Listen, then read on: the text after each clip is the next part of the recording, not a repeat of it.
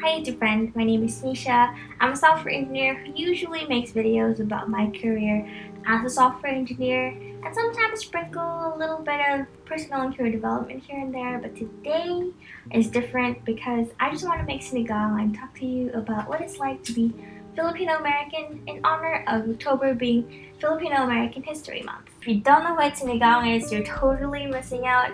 I feel like when people talk about Filipino foods, they typically think of adobo and pancit or lumpia, which are all very delicious.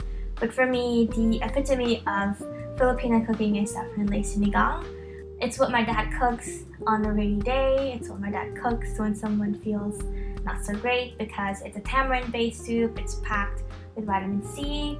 It's just delicious and it has my favorite vegetable ever. Star of the show, kangkong. There's a lot of ways to make sinigang, similarly to how ramen has miso and shoyu and tonkotsu. Sinigang is also pretty varied. There's sinigang na bayabas, sinigang na sampalok, sinigang na something else that I don't really remember because I don't really cook other kinds of sinigang. But the one that we're making today is sinigang na sampalok, which is tamarind-based sinigang because that's what I grew up on. And we're going to be using shrimp as the main protein. Other people would probably use pork to make sinigang na baboy, or even beef, or sometimes even milkfish, which is the national fish of the Philippines. In addition to kangkong, we're also going to be adding daikon. In Tagalog, I believe it's called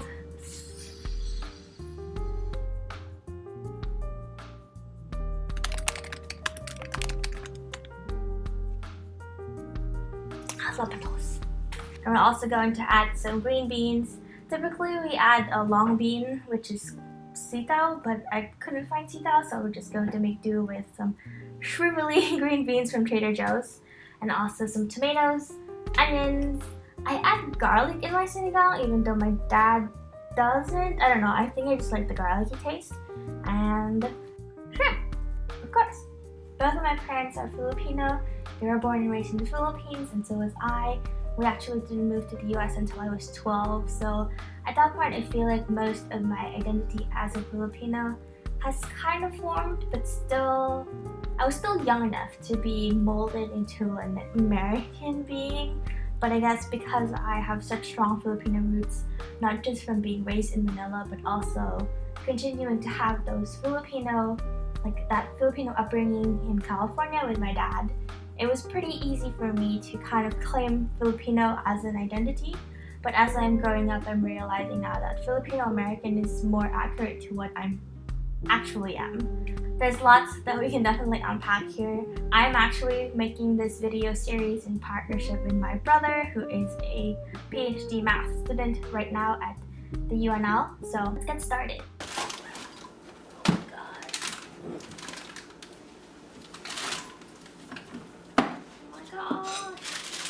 I don't have sinigang mix.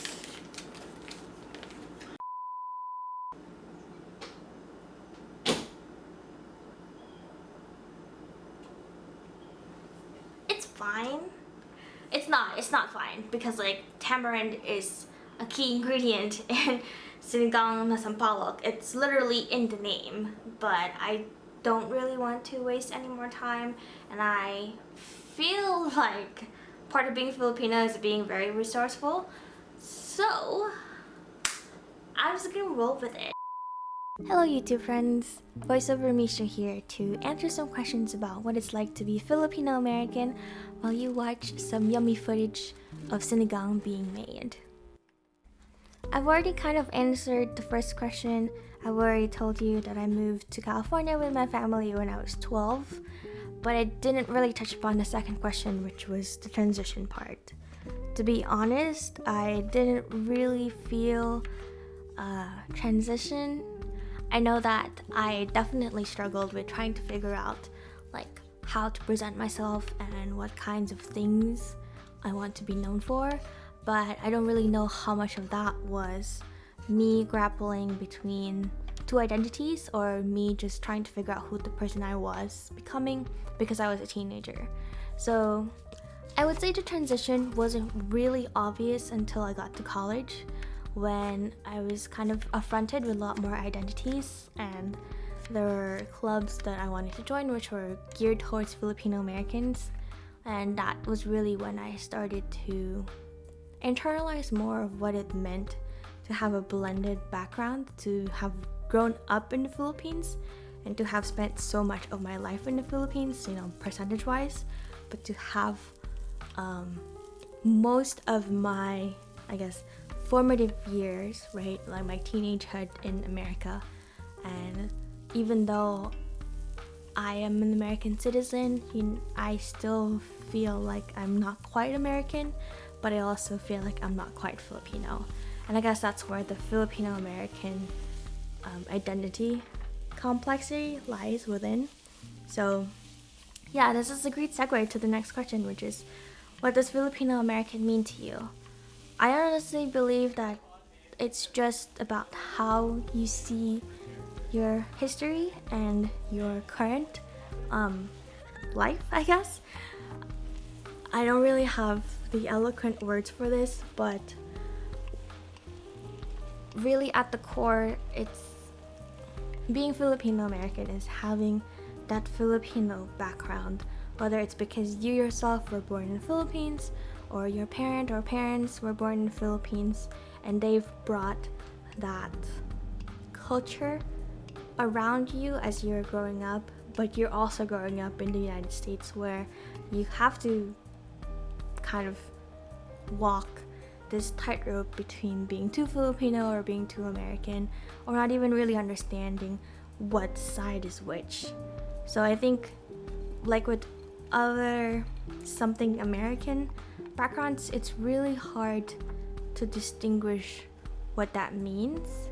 But I believe that being Filipino American is proudly claiming the heritage of your ancestors, but being very cognizant that your experiences are unique because you are in this different environment that is evolving around you.